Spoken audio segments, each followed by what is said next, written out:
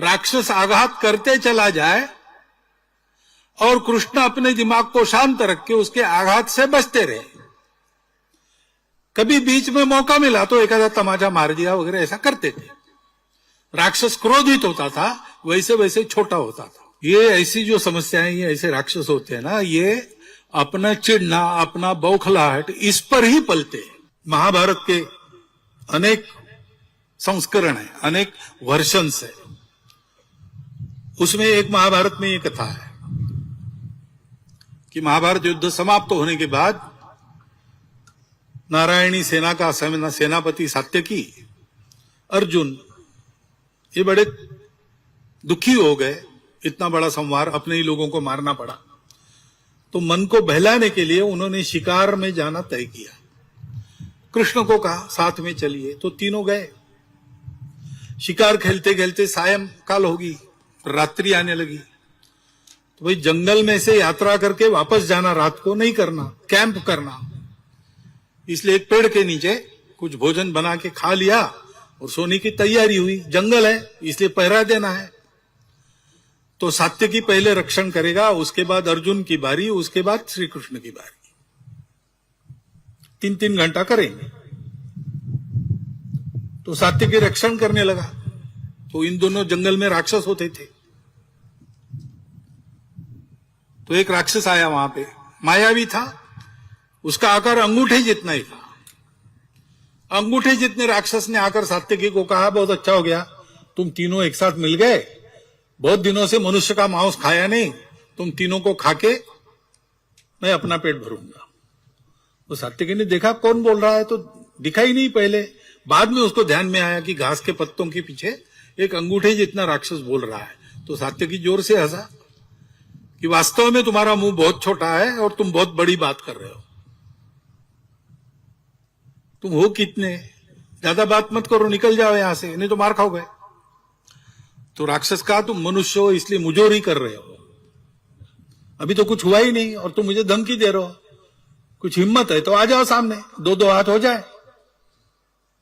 तो सात्यकी ने उसको एक लात मारी। लात तो लगी, लेकिन राक्षस जोर से हंसा और थोड़ा सा बड़ा हो गया। सात्यकी एकदम बौखला गए कि ये क्या हो रहा है। उसने और मारना शुरू किया, लेकिन राक्षस मार खाए और बड़ा होते जाए।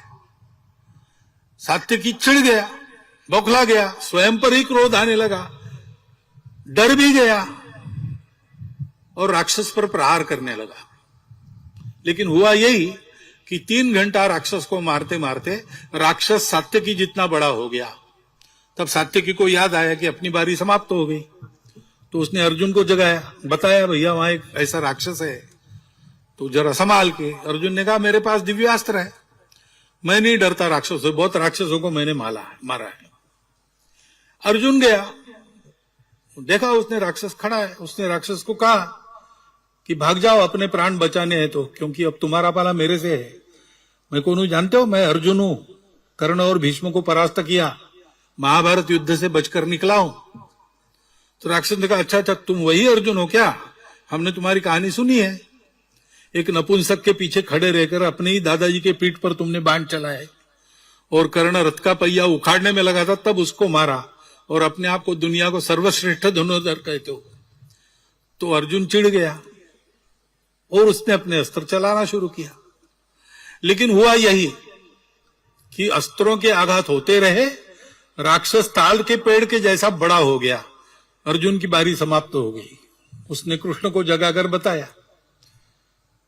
तो कृष्ण ने कहा तुम सो जाओ, मैं देखता हूं। कृष्ण गए, उन्होंने देखा नहीं, वो अपने इधर उधर घूमने लगे। अब राक्षस राह देख रहा है कि ये देखेगा। अंत में कृष्ण कुछ देखे ही नहीं रहे, तो उसने कहा तुम अंधे हो क्या? इतना बड़ा मैं यहां खड़ा हूं, दिख नहीं रहा हो?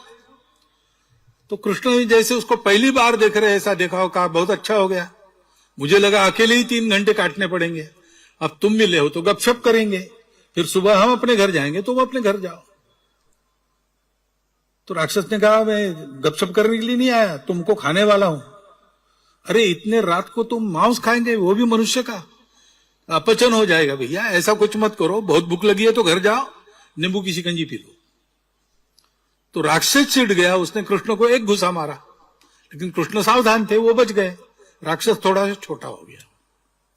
फिर आगे यही चला, राक्षस आघात करते चला जाए और कृष्ण अपने दिमाग को शांत रख के उसके आघात से बचते रहे। कभी बीच में मौका मिला तो एक आधा तमाचा मार दिया वगैरह, ऐसा करते थे। राक्षस क्रोधित होता था, वैसे वैसे छोटा होता था, और फिर से अंगूठे जितना बन गया, तब कृष्ण ने उसको उठा के अपने पल्लू में बांध लिया। बाद में पूछा अर्जुन और सात्यकी ने, कहां गया वो राक्षस? उसको बांध के रखा है। अरे ये कैसे हो गया? आपने कौन सा दाव चला, कौन से शस्त्र का उपयोग किया, कौन सा अस्त्र चलाया? कृष्ण का अस्त्र शस्त्र की क्या जरूरत है भैया?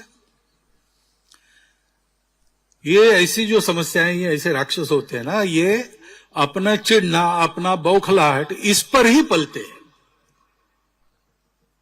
और इसलिए दिमाग शांत रखो। पहली बात समझो अपनी शक्ति क्या है, उसको बढ़ाते रखो। समझो उनकी शक्ति क्या है, ये ठीक से समझते हो और शांत मन से सोचते हो, तब कब क्या करना सब समझ में आता है। अपने देश के सामने अनेक समस्याएं हैं, है ठीक है, कब नहीं थी और किसके सामने नहीं थी, किस देश के सामने नहीं थी, सबके सामने थी। समस्याओं का होना महत्वपूर्ण नहीं है, समस्याओं का प्रतिकार करने वाले हम हैं। हमारी गुणवत्ता क्या है, हमारी एकता कितनी है। संगठन यानी क्या है? एकता। एकता क्यों? स्वार्थ के लिए नहीं, संघ को कुछ पाना नहीं है। तेरा वैभव अमर रहे मां, हम दिन चार रहे न रहे।